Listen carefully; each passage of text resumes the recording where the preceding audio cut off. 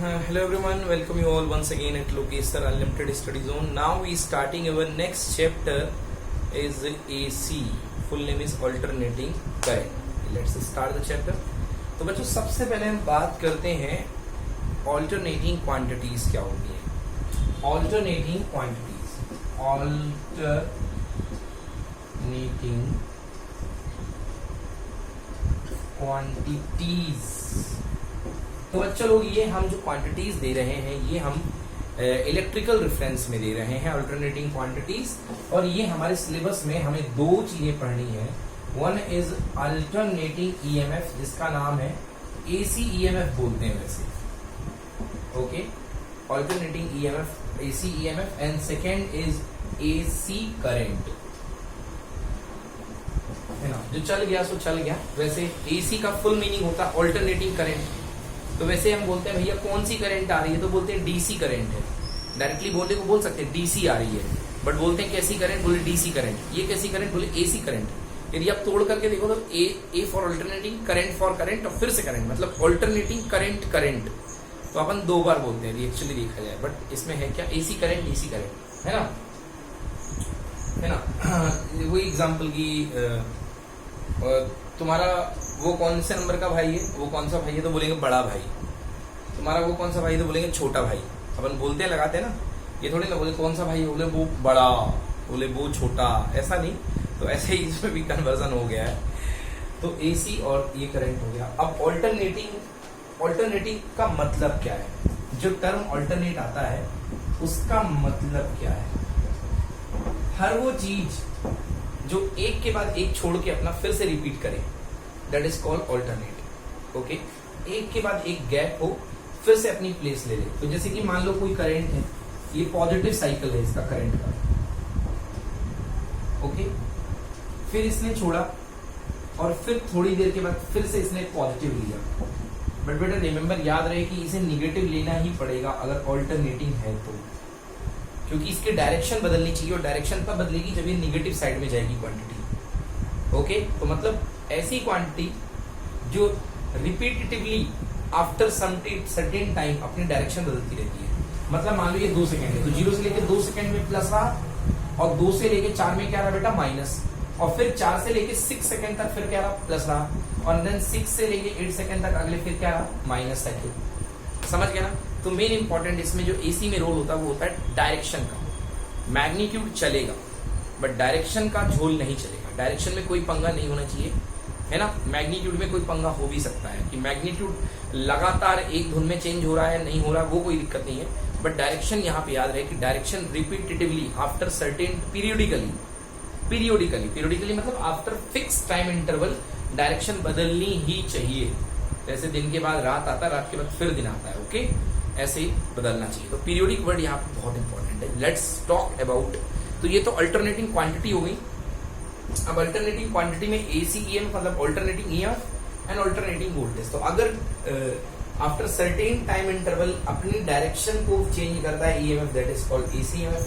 After certain time interval fix period, time interval क्या बोलते हैं पीरियड, आफ्टर फिक्स पीरियड अगर करंट अपनी पोलैरिटी कह लो या डायरेक्शन को चेंज करती है, that is called AC current. Okay, तो स्टार्ट करते हैं बेटा एसी ईएमएफ से. Okay, AC EMF alternating EMF is that EMF which continuously changes in magnitude and periodically reverse its direction. अगर आप डायरेक्शन चेंज कर रहे हैं तो आपका मैग्नीट्यूड तो चेंज होएगा ही. अगर आपको ऊपर से नीचे आना है तो मैग्नीट्यूड तो बदलेगा ही और डायरेक्शन बदलनी चाहिए. ये तो इंपॉर्टेंट है ही. सो वंस अगेन रीड कर देता हूं. Alternating EMF is that EMF which continuously changes, याद रखना, continuously changes in magnitude and periodically reverses its direction. Periodically मतलब एक निश्चित टाइम के बाद अपने डायरेक्शन को बदल देता है. That is called alternating EMF. Let's see how the alternating EMF. बेटा ये मैं कुछ अल्टरनेटिंग ईएमएफ आपके सामने बना रहा हूँ. ये देखो, ये मैग्नीट्यूड बढ़ा फिर घटा, ये बढ़ा घटा, ये है. तो ये ट्रायंगुलर वेव आपके सामने बन रही है बेटा, ये ईएमएफ है. ओके, मान लो 2 सेकंड तक पॉजिटिव था, अगले 2 सेकंड तक फिर नेगेटिव रहा, फिर पॉजिटिव फिर नेगेटिव. तो ये एसी अल्टरनेटिंग ईएमएफ है क्योंकि बदल रहा है. अल्टरनेटिंग में कौन सी वेव है, ट्रायंगुलर टाइप की वेव है. नेक्स्ट देखो, और भी बना सकते हो आप रेक्टेंगुलर में भी बना सकते हो ऑल्टरनेटिंग। ये देखो यहाँ पे इस तरीके से, ये भी बेटा एसी ईएमएफ है। आफ्टर सर्टेन टाइम इंटरवल देखो plus minus plus minus plus minus बदल रहा है। ओके नेक्स्ट, बट जो हमारे सिलेबस में जो ईएमएफ वेव चलनी है, जो हम लोग को वोल्टेज यूज करना है बेटा, वो हम लोग को यूज करना है साइनोसोइडल। ये देखो ईएमएफ यहाँ पे 0 था, फिर गया मैक्सिमम हो गया, फिर इसके बाद मिनिमम हो गया, अब डायरेक्शन चेंज हो गई बेटा, पोलरिटी निगेटिव आ गई, पहले पोलरिटी प्लस थी, समझ में आया ना बेटा। फिर इसके बाद ये इस तरीके से फिर प्लस और फिर माइनस, तो ये ईएमएफ चल रहा है अपने पास। ओके बेटा, वेरी क्वांटिटी है तो स्मॉल ई का यूज करते हैं, डीसी के लिए कैपिटल ही होता है और ये टाइम के साथ बदल रहा है तो स्मॉल ई का यूज बेटर है, ठीक है ना। यस हो गई, ये वाली बात हो गई। एक और देख लो बेटा, ये 0 से स्टार्ट हुआ है, इसको भी ईएमएफ को आप बोल सकते हो, ये भी एसी ईएमएफ है। कहीं कहीं पर ये बन जाए तो डरना मत। ये देखो तो इसका एक हाफ साइकिल आप ऐसे देखो, इसको थोड़े मार्जिन बना लो ऐसे, तब आपको अच्छे से क्लियर आएगा। देखो बेटा, हाफ प्लस हाफ माइनस, फिर ये भी माइनस और फिर ये प्लस, समझ गए ना। तो देखो ये छल्ला पूरा का पूरा एक बन गया और फिर इसके बाद यही छल्ला फिर से रिपीट हो रहा, देखो आया ना। इसको थोड़ा आगे बढ़ा दो, दिख गया, यही छल्ला एक बार फिर से रिपीट हो। बट फर्क क्या है, ये 0 पे 0 था और ये 0 पे मैक्सिमम था, तो ये कहलाता है बेटा साइन वेव। क्या कहलाता है? Sine wave. और ये कहलाती है कोसाइन वेव, क्योंकि कॉस की वैल्यू 0 पे मैक्सिमम आती है, cos 0 इक्वल टू 1। तो यदि मैं देखूं इसको इक्वेशन लिखूं मैं इस ईएमएफ का, तो E is equal to E not sine omega T, ये इसका वेव फॉर्म होगा इस वाले। और यदि कोसाइन वाले को मैं पकड़ के लिखूं तो इसका क्या आएगा बेटा, E equal to E not cos omega T, बस इतना ही फर्क है, ठीक है ना। ये कॉस ओमेगा टी क्लियर हो गया। तो बस बाकी वैसे तो बहुत सारी चीजें हैं, धीरे धीरे टाइम के साथ मैं आपको बताता जाऊंगा। अब बात करता हूं बेटा, ये क्या था, अल्टरनेटिंग ईएमएफ, मैंने ई बनाया है। अब मैं बात करता हूं अल्टरनेटिंग करंट, बिल्कुल वैसे ही है alternating current. Alternating current is that current which continuously changes in magnitude and periodically reverses its direction, जो कंटिन्यूअसली मैग्नीट्यूड के साथ चेंज हुए और रिवर्स अपने डायरेक्शन को पीरियडिकली बदले, लगातार एक टाइम के बाद फिर से डायरेक्शन अपनी बदल ली। अब बच्चों मैं थोड़े से ग्राफ आपको बहुत अच्छे तरीके से पढ़ा रहा हूँ, उसका कारण ये है क्योंकि अगर आपको ग्राफ बनेंगे तो आपको ये चैप्टर बनेगा। आइए, अभी तो मैंने मोटा मोटी बता दिया ऐसे ही, अब मैं आपको ग्राफ बहुत अच्छे से पढ़ा रहा हूँ। बच्चों आपको याद होगा कि जब मैंने आपको डेरिवेशन कराया था कॉइल घूमने का, तो मैंने आपको ओमेगा टी के टर्म्स में डेरिवेशन कराया था। मैंने कहा था कि यदि कोई कॉइल है, यदि कोई कॉइल रखी हुई है ऐसी, ओके, ये मैग्नेटिक फील्ड जा रहा है बेटा, ये क्या है, मैग्नेटिक फील्ड। अभी इसका कॉइल का फेस उस तरफ है बेटा, याद आया, कॉइल का फेस इस तरफ है, ये इसका एरिया वेक्टर है, आया ना बच्चों समझ। बताओ अभी बी और ए के बीच का एंगल कितने डिग्री है, 0 डिग्री। बी और ए के बीच का एंगल 0 डिग्री, मतलब theta is the 0 degree. Theta क्या होता था, याद रखना, मैग्नेटिक फील्ड और नॉर्मल वेक्टर के बीच का एंगल 0 डिग्री। मतलब यदि कॉइल इस तरीके से रख करके घूमना शुरू हुई है तो आपकी कैलकुलेशन कहां से स्टार्ट होगी, 0 से। कहां से स्टार्ट होगी, 0 से। तो ये कॉइल ऐसे घूमना स्टार्ट होगी। चलिए, अब आपको याद होगा मैंने ईएमएफ इक्वेशन बनाई थी, ईएमएफ मैंने इक्वेशन बनाई थी, E is equals to E not sine theta, याद आया, E not sine theta. Theta को ही मैंने ओमेगा टी का नाम दे दिया था। उसका कारण ये था कि यदि कॉइल ओमेगा रफ्तार से घूमती है, एंगुलर वेलोसिटी कॉइल की कितनी है, ओमेगा, तो फिजिक्स में राष्ट्रीय हमने पढ़ा रोटेशनल में, angular displacement equal to angular velocity, गलत बोल गया, angular velocity is equal to angular displacement upon time. तो थीटा इज इक्वल्स टू कितना बेटा, omega T. Theta is equals to omega T. तो बच्चों आप चाहे यहाँ पे थीटा लिख लो या आप चाहे यहाँ पे ओमेगा टी लिख लो, कोई फर्क पड़ने वाला नहीं है, दोनों एक ही इक्वेशन है। ई साइन थीटा लिख लो या ई साइन ओमेगा टी लिख लो, बात एक ही है। बेटा आया समझ में, क्लियर हो गया बेटा। ओमेगा की वैल्यू क्या होती है याद रखना, अब 11th के कंसेप्ट आएंगे, आप लोग को थोड़ा प्रॉब्लम होने लगती है 11th का नाम से। ई नॉट है, ये ई नॉट है, तो ई नॉट साइन बेटा ओमेगा होता है, ये फॉर्मूला मैं लिख रहा हूँ, 2 pi upon capital T, 2 pi upon capital T multiplied by small T. Omega की जगह आ गया 2 पाई अपॉन कैपिटल टी। ये सब आपको बताना जरूरी, क्योंकि थोड़ी देर में आपके सामने में ग्राफ लाने वाला हूँ। क्या लाने वाला हूँ, ग्राफ। चलो बच्चों, पहला ग्राफ मैं आपके सामने ला रहा हूँ ऑल्टरनेटिंग ईएमएफ का। ये मैंने बना दी एक्सिस। अब ये एक्सिस का नाम क्या ले लो आप, चाहे इसे ओमेगा टी बोल दो, चाहे आप इसे ओमेगा टी बोल दो, या आप इसे थीटा बोल दो, बात बराबर है। चाहे आप इसे ओमेगा टी कह दो या आप इसे थीटा कह दो, क्योंकि थीटा ही ओमेगा टी है। थीटा ही क्या है, ओमेगा टी। चलिए देखते हैं बेटा, जिस समय स्टार्टिंग में कॉइल का एंगल 0 डिग्री है, कॉइल का एंगल कितने डिग्री, 0 डिग्री। बच्चों पुट करो यहाँ पे साइन 0, साइन 0 कितना होता है, 0। मतलब जिस समय कॉइल 0 डिग्री घूमी थी, 0 डिग्री पर, बोलो ईएमएफ कितना था, 0।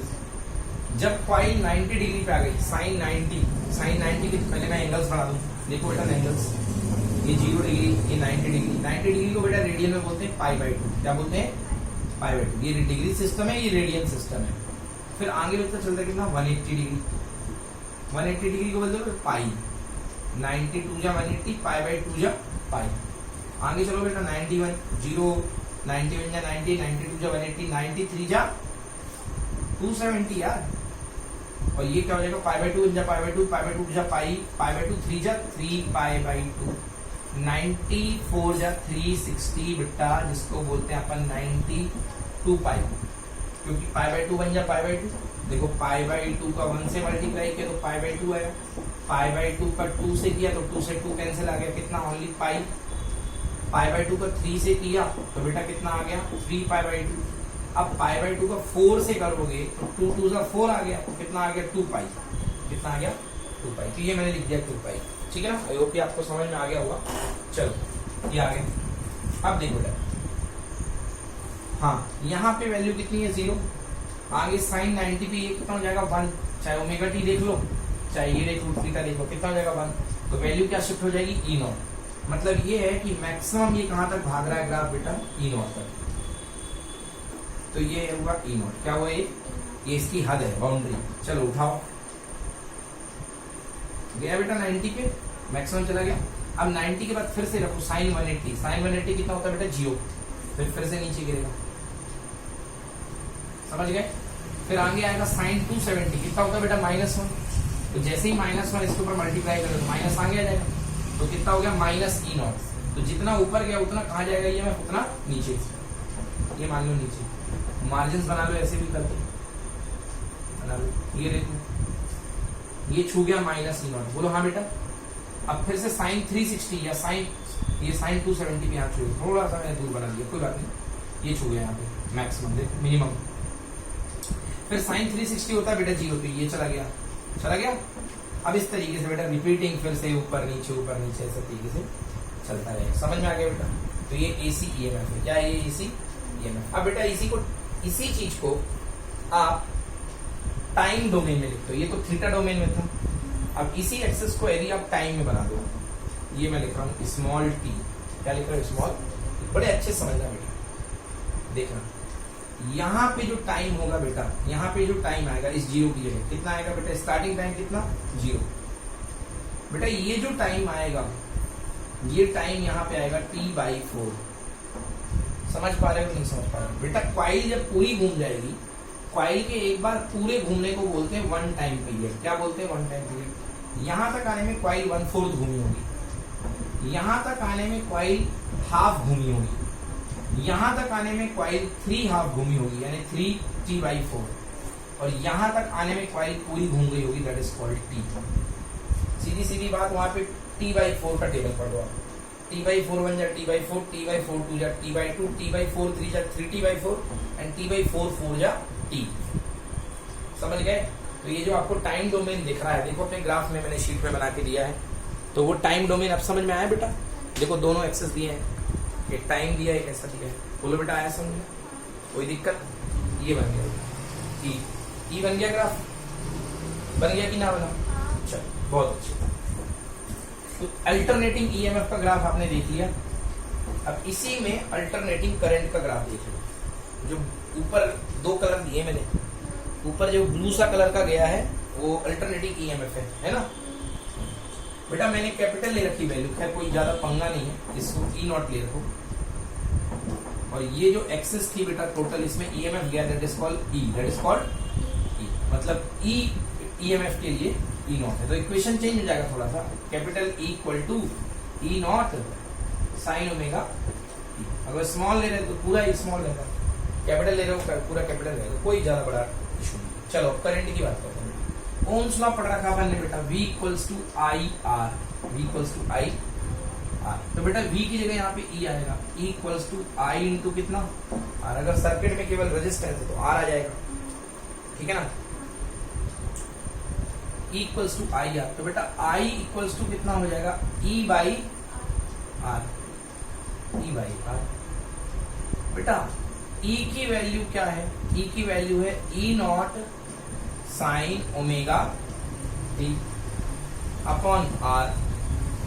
बेटा इसके साथ R अटैच हो जाएगा, और जब कोई चीज किसी को डिवाइड करती है तो उसकी वैल्यू थोड़ी सी कम हो जाती है कि ज्यादा हो जाती है, कम। तो एक नई वैल्यू निकलेगी बेटा, ये क्या निकलेगी, दैट इज कॉल्ड करंट की maximum value, I not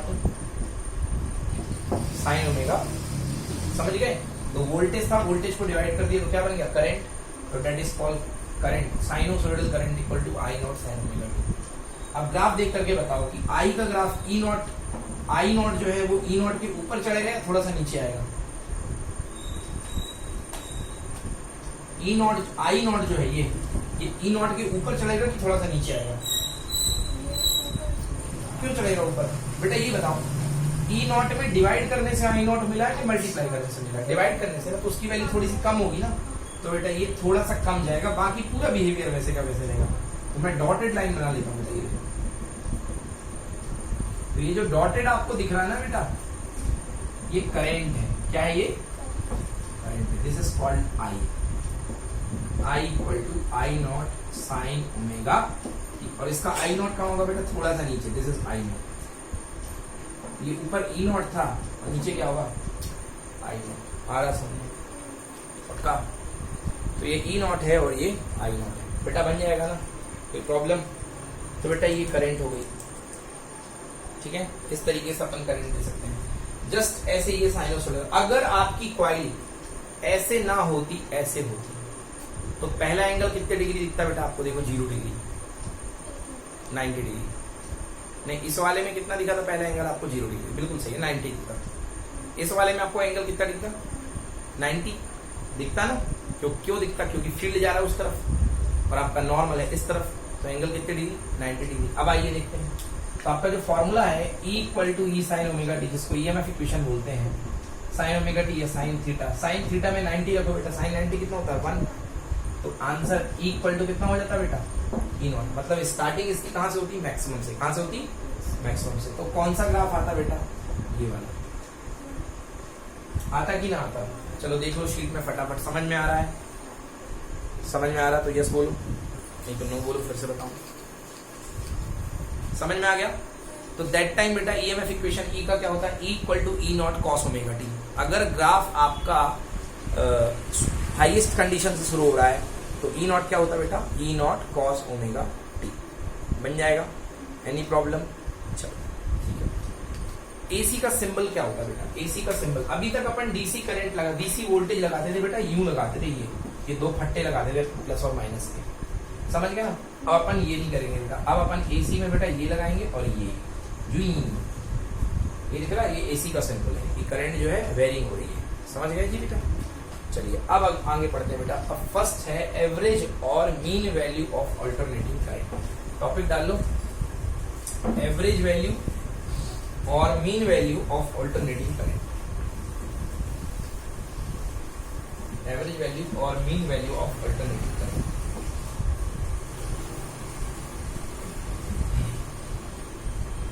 alternating current की एवरेज वैल्यू या मीन वैल्यू। तो पहला लिखो, average value of alternating current in full cycle. Average value of alternating current in full cycle. Full cycle तो है क्या बेटा, देखो एक्चुअली एवरेज वैल्यू, एवरेज क्या होता है, एवरेज मतलब सारी discrete values I1, I2, I3 up to IN upon N, ये होता है। अब यदि मैं आपको अल्टरनेटिंग करंट का ग्राफ बना के दिखाऊं तो मैंने क्या बोला, फुल साइकिल। फुल साइकिल मतलब एक साइकिल। तो एक साइकिल में बेटा मान लो ये करंट, मान लो इस समय किसी जगह पे ये करंट रही होगी 3 एम्पियर, तो इसका जानी दुश्मन करंट भी तो किसी समय पे आई है -3 एम्पियर, बोलो हाँ, जस्ट उसकी अपोजिट। तो यदि मैं ऐड करूंगा बाद में +3 और -3 के इफेक्ट को, तो मुझे कितना मिलेगा 0। अभी यहाँ पे ये +5 है तो इसका ये भी बैठा हुआ -5, तो मतलब मैं जितने जोड़ रहा हूं उतने मेरे सब्ट्रैक्ट हो रहे हैं। तो सीधी सीधी बात है, एवरेज वैल्यू अल्टरनेटिंग करंट की कितनी होती है 0 फुल साइकिल में, समझ में आया ना। फुल साइकिल में अल्टरनेटिंग करंट की वैल्यू 0 होती है, एवरेज वैल्यू 0 होती है। ऐसे ही अल्टरनेटिंग ईएमएफ की वैल्यू कितनी होती है 0। तो ये ऑब्जेक्टिव में आ सकता है आई एवरेज कह लो या ई एवरेज कह लो बेटा, इक्वल टू क्या 0। कब? फुल साइकिल, एक कंप्लीट राउंड में रोटेशन में एवरेज वैल्यू कितनी होती है 0 होती है। डन। तो हम एक कंप्लीट रोटेशन में, इसलिए यही कारण है कि जो केमिस्ट्री के एक्सपेरिमेंट होते हैं वो एसी के द्वारा परफॉर्म नहीं हो पाते। इलेक्ट्रोलिसिस वाले एक्सपेरिमेंट जो होते हैं वो एसी के द्वारा परफॉर्म नहीं हो पाते, एवरेज वैल्यू क्योंकि 0 होती है। क्यों होता क्या है कि जितने amount of charge positive half cycle में लेफ्ट टू राइट जाते हैं उतने amount of charge right to left आ जाते हैं, समझ गए ना। तो पहले एक बार चार्जिंग होगी, एक बार डिस्चार्जिंग होगी, आयन वहां चले गए, फिर वही लौट करके आ गए, तो सारा का सारा गड़बड़ हो जाएगा, है ना। जो कैथोड था वो एनोड बन जाएगा आधे टाइम के लिए, और जो एनोड था वो कैथोड बन जाएगा, तो गड़बड़ हो जाएगी सारी। इसलिए ये एवरेज वैल्यू फुल साइकिल में 0 होती है। तो बेटा पढ़ा रहा हूं मैं आगे।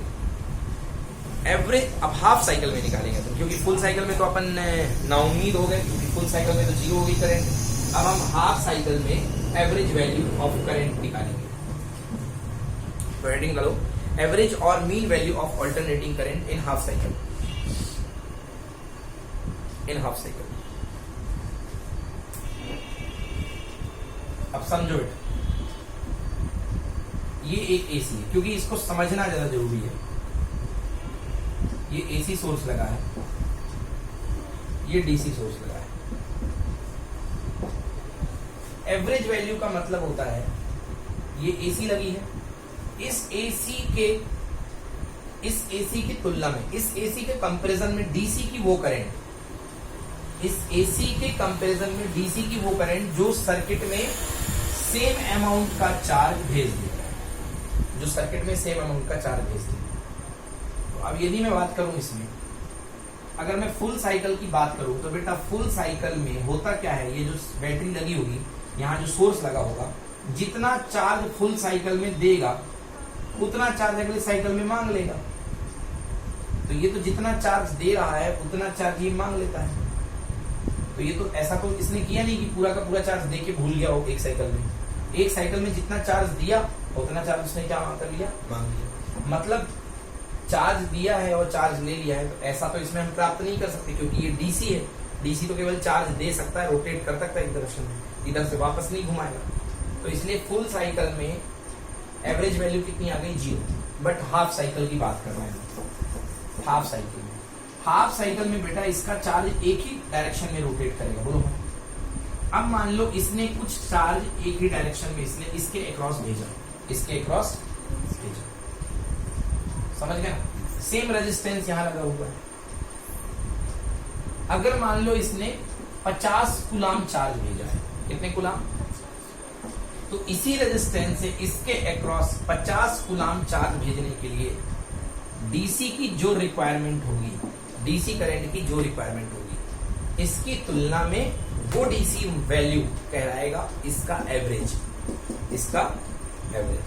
समझ गया ना। फिर से समझो बेटा, इसने चार्ज भेजा, सेम अमाउंट का चार्ज आपको डीसी से भिजवाना है।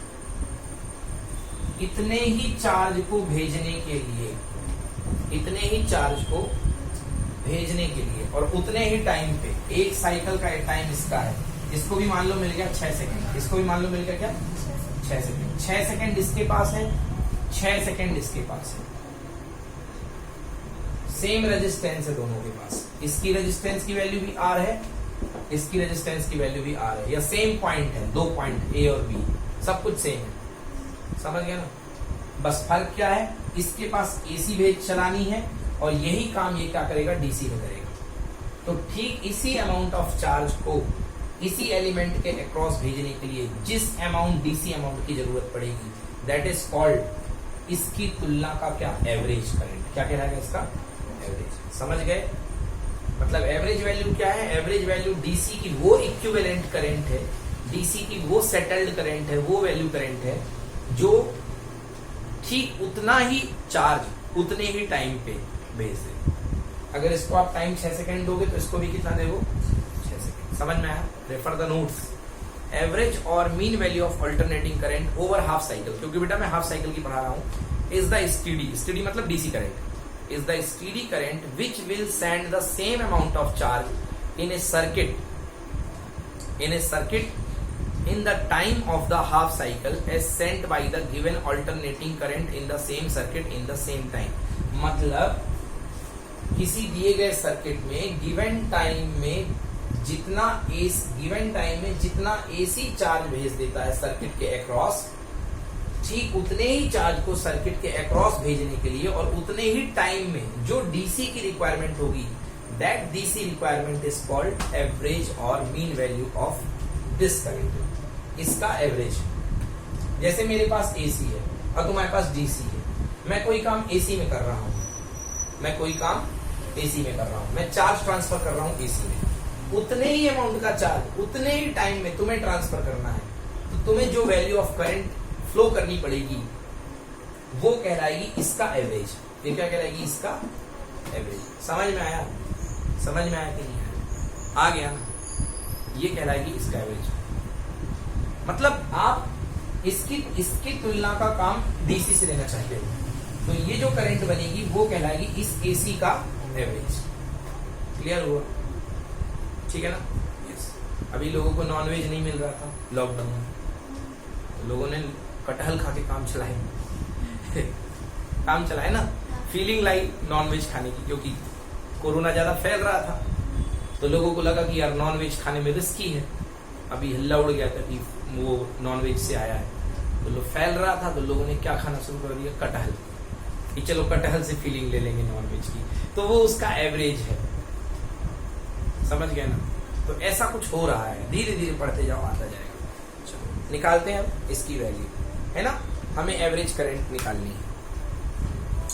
चलिए देखते हैं। तो पहले ये देखते हैं बेटा कि ये देख लेते हैं कि ये जो अपने पास एसी है, ये हाफ टाइम में कितना चार्ज शिफ्ट कर लेता है।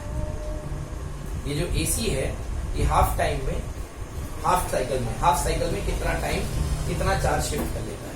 ठीक है ना?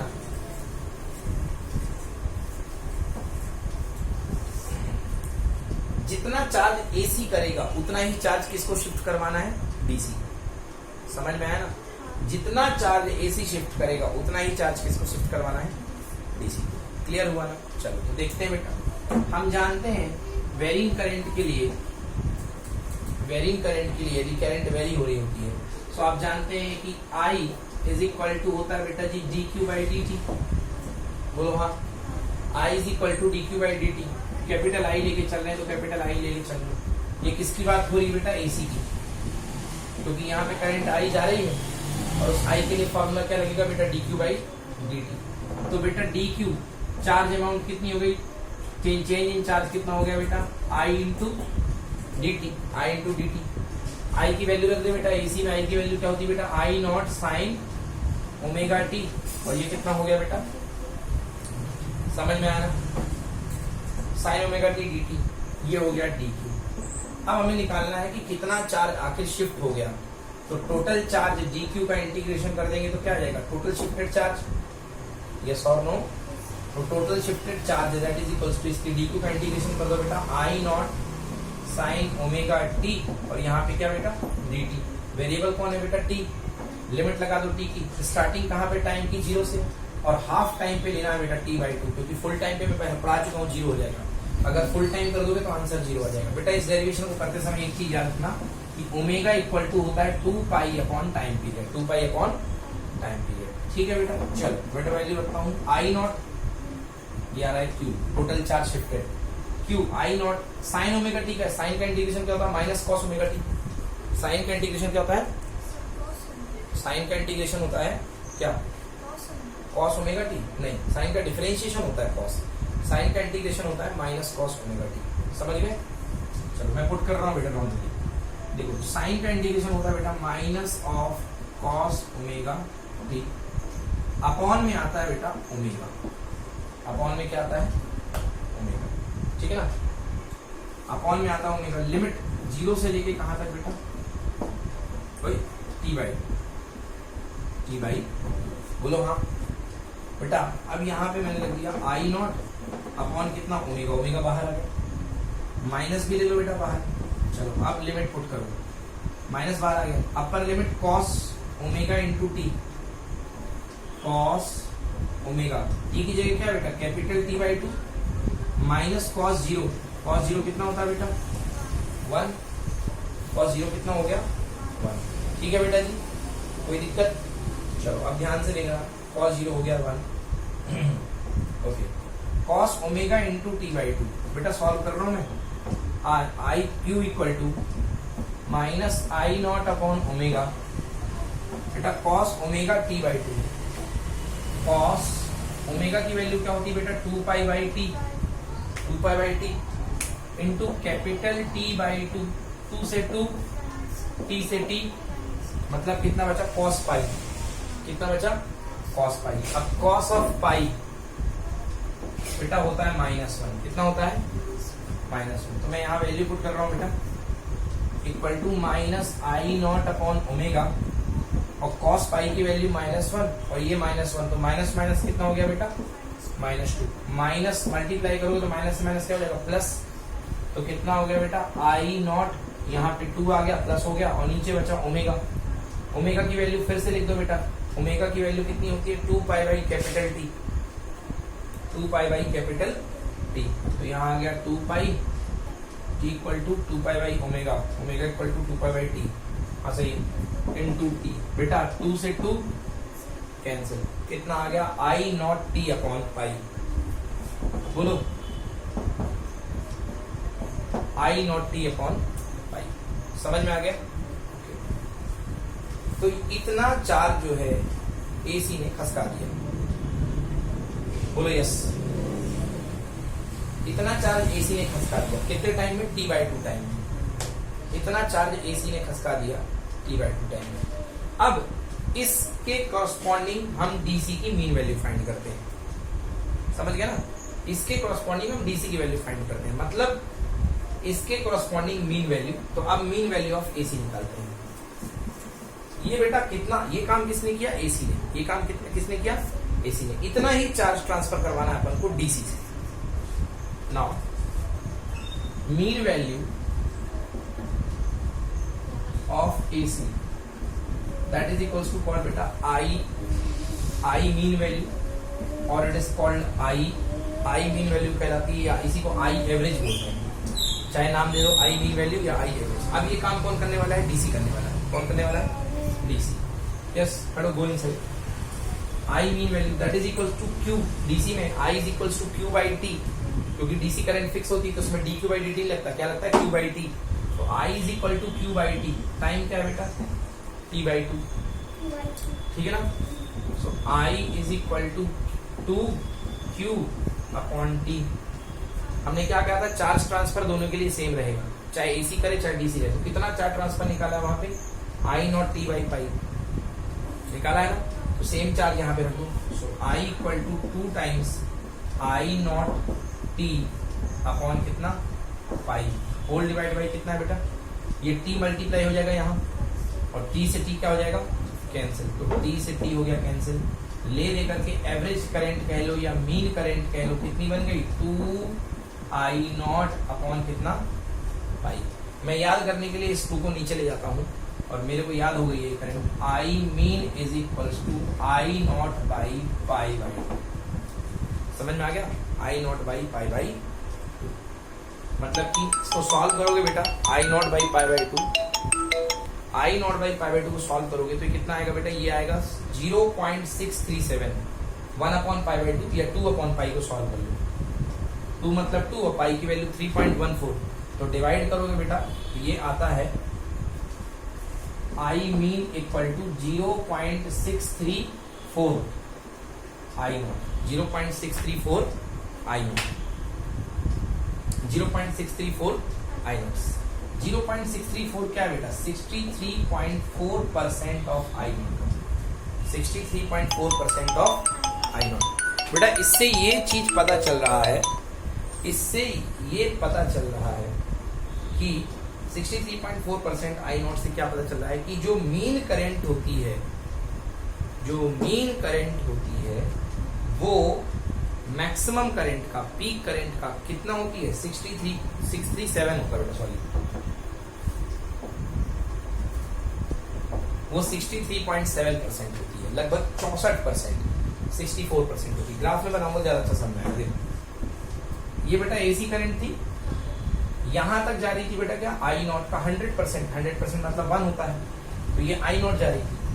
अब यदि आप इसकी एवरेज करंट निकालोगे, डीसी करंट, तो देखो यहां तक क्या होगा बेटा? 50%, और थोड़ा सा ऊपर 60% और हल्का सा ऊपर, मतलब ये जो करंट निकलेगी ये होगी एवरेज करंट की इक्वल।